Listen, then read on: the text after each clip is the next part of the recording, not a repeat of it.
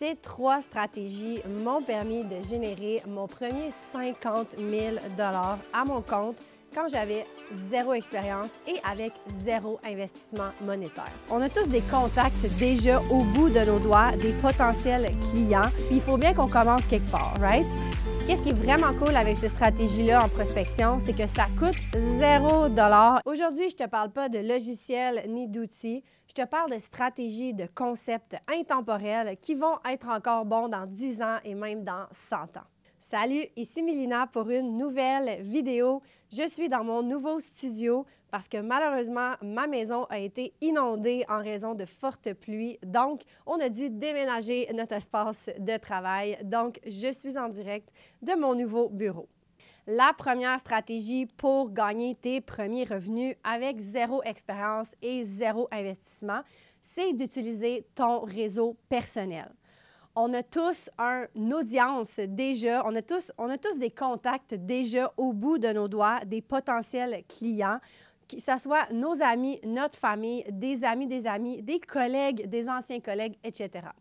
Dans mes formations en rédaction web, j'ai beaucoup d'étudiants qui ont décroché leur premier mandat juste en faisant une publication sur leur Facebook personnel, en offrant leur service, dans notre cas, en rédaction web. Donc, tu ne sais jamais qui dans ton réseau aurait besoin de ton aide pour faire le métier freelance que tu as choisi. Pourquoi ça fonctionne bien des réseaux personnels? C'est parce qu'en tant qu'humain, on fait toujours plus confiance à des gens qu'on connaît.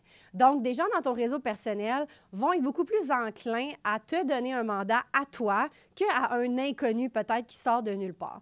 Donc, en offrant tes services dans ton réseau personnel, tu as déjà une longueur d'avance sur tous les autres étrangers peut-être qui voulaient se lancer puis avoir ton réseau personnel comme client. Mon truc pour décrocher ton premier mandat avec ton réseau personnel, c'est d'offrir un service à très petit prix ou même gratuit pour commencer. Donc, je ne conseille pas du tout de faire des mandats gratuits ou à petit prix quand tu as de l'expérience, mais ici, on parle de commencer de 0, puis il faut bien qu'on commence quelque part, right? Donc, offre un mandat à un prix super compétitif, par exemple en rédaction web, quelque chose comme « J'écris 2 infolettres pour 50 $, qui est vraiment, vraiment attrayant. Ou dis simplement « Hey, je vais t'aider à écrire ton site web ou à faire autre tâche dans ton domaine en échange de pouvoir mettre ton projet dans mon portfolio. » Donc, tu le fais gratuit et en échange, tu bâtis ton expérience dans ton portfolio pour éventuellement décrocher des mandats payants. Donc, c'est vraiment une entente gagnante-gagnante. Un autre truc que j'ai, c'est que quand tu vas faire ta publication, peut-être sur ton Facebook personnel, ou tu pourrais même envoyer un courriel à ton réseau personnel, mets tout de suite de l'avant l'avantage pour eux de faire affaire avec toi. Donc, le fait qu'on se connaît déjà, donc on se fait déjà confiance, le fait que tu offres à petit prix, que même que tu offres peut-être gratuit et que tu veux développer ton portfolio et que tu es ouvert, tu es motivé, tu veux apprendre. Donc, c'est une offre qui est très alléchante pour tes clients pour décrocher ton premier mandat. La deuxième stratégie pour décrocher tes premiers mandats, c'est de faire un portfolio. Donc, si tu dois avoir un seul document intéressant, pertinent pour te lancer à ton compte sur le web, c'est celui-là, c'est ton portfolio. C'est pas ton CV, c'est pas un site web, c'est pas ton profil sur le web. Concentre-toi sur ton portfolio. Donc, la question, c'est comment je fais un portfolio quand j'ai 0 expérience? Il y a plusieurs manières de faire des portfolios sans expérience. Donc, d'abord, tu pourrais faire des projets fictifs. Donc, par exemple, dans mon cas, en rédaction web, on va écrire des textes fictifs à mettre dans notre portfolio comme des fausses infolettres ou des fausses pages web. Bien sûr, en mentionnant que ce sont des textes fictifs, mais ça démontre quand même ton expertise. Si tu es en design graphique, tu peux faire la même chose. Donc, tu crées un design fictif pour une intention précise, etc. Aussi, si tu es dans un domaine plus complexe, dans un sens comme adjointe virtuelle ou gestionnaire de réseaux sociaux, c'est dur de montrer ton travail de manière fictive. Donc, qu'est-ce que tu peux faire? C'est des études de cas. Donc, un portfolio qui détaille, dans le fond, un exemple d'un projet que tu pourrais faire, les genres de responsabilités que tu pourrais faire, les résultats que tu pourrais livrer, toujours en mentionnant que c'est une étude de cas fictif, mais ça démontre quand même les tâches, les responsabilités les livrables que tu peux offrir à ton client. Donc, je conseille d'inclure 2 à 3 échantillons ou 2 à 3 projets ou études de cas dans ton portfolio. Ton portfolio n'a pas besoin d'être compliqué. Utilise un document Google Doc, Word, du texte noir sur blanc. Si tu veux être un petit peu plus créatif, tu peux aller sur Canva.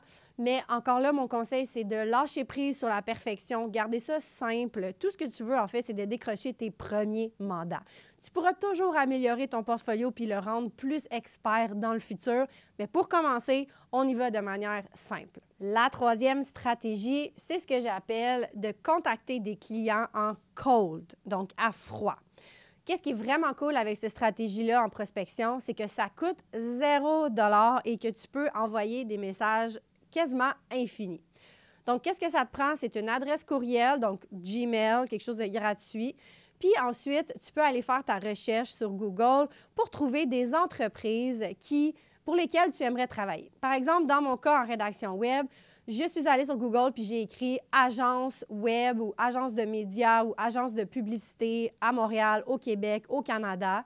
Et là, ça m'a sorti une liste de plus de 100 agences que je peux envoyer des courriels directement à ces agences-là pour leur offrir mes services en rédaction web. Donc, si par exemple, tu es adjointe virtuelle, il y a tellement de clients potentiels à qui tu peux envoyer des courriels. Donc, je pense à n'importe quelle entreprise, entrepreneur, des cliniques, des magasins, il y en a beaucoup. Donc, cherche sur Google des clients pertinents pour toi, trouve leur adresse courriel et envoie-là un message de prospection. Donc là, qu'est-ce qu'on met dans notre message? Donc, très important d'inclure ton portfolio dans le message. Donc, c'est vraiment le document numéro 1. Et aussi, concentre-toi sur les avantages pour le client de te choisir. Donc, si tu as une expertise spéciale, une expérience précise, mentionne-le, surtout si c'est en lien avec l'entreprise du client. Par exemple, si tu as fait des études en santé animale puis que tu te lances comme adjointe virtuelle, bien, tu pourrais dire au client que justement, tu as de l'expérience en santé animale puis tu es adjointe virtuelle. Puis ça pourrait être un client comme un vétérinaire, par exemple. Ça serait le match parfait. Donc, mets de l'avant qu'est-ce qui te rend unique, mais aussi de l'avant que tu débutes, que tu commences, donc que tu offres des tarifs compétitifs, ce qui est super alléchant pour un client. Mets de l'avant que tu es ouvert, que tu es efficace, que tu es professionnel, que tu veux développer, que tu veux apprendre et bâtir ton portfolio.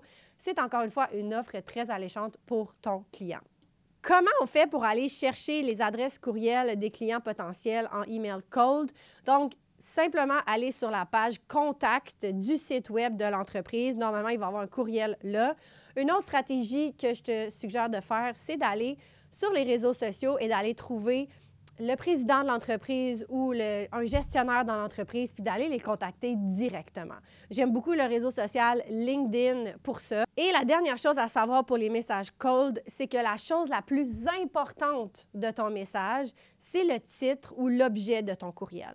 Donc, c'est ça qui va faire en sorte que le client va ouvrir ou pas ton courriel. Donc, tu veux vraiment faire quelque chose qui te démarque et qui démontre ta personnalité. Oublie les objets de courriel comme offre de service ou candidature pour être blablabla. Ça passe complètement inaperçu dans une boîte de réception d'un entrepreneur. Mets quelque chose de l'avant, mets ta personnalité, fais sourire les gens, fais-les rire, fais-les faire une surprise, mets un élément de mystère, fais quelque chose de spécial. C'est ça qui va te démarquer des autres. Et la dernière chose que je veux mentionner par rapport au message cold, c'est que la clé du succès pour avoir des mandats en message cold, c'est le volume. Donc, le plus que tu envoies de messages, le plus que tu vas avoir de chances d'avoir des réponses et donc des mandats. En général, tu peux t'attendre à peu près à 2 à 3 % de mandats sur les courriels que tu envoies. Donc, oui, ça prend du temps, oui, ça prend des efforts, mais mon truc aussi, c'est d'avoir un modèle de message prêt que tu peux copier-coller à plusieurs clients, bien sûr en adaptant le message légèrement à chaque fois pour que ça soit personnalisé pour le client spécifique. Personnellement, j'ai décroché mes meilleurs mandats en faisant des messages cold et mes étudiants aussi parce que tu peux littéralement cibler n'importe qui, puis c'est gratuit, puis tu peux faire ça à tous les jours, d'en envoyer plusieurs et donc maximiser tes chances d'avoir des mandats. Voilà, c'était les 3 stratégies faciles pour gagner tes premiers dollars avec 0 investissement et 0 expérience. Maintenant, il ne te reste plus qu'à appliquer ces stratégies et te lancer. Mon conseil, vas-y une journée à la fois, une petite tâche à la fois, même si c'est 30 minutes par jour que tu peux mettre pour lancer ton entreprise, c'est génial. Donc, petit objectif, vois pas ça comme une montagne, une petite bouchée à la fois et tu vas y arriver. Donc voilà, merci d'avoir été là et on se voit à la prochaine vidéo. Salut!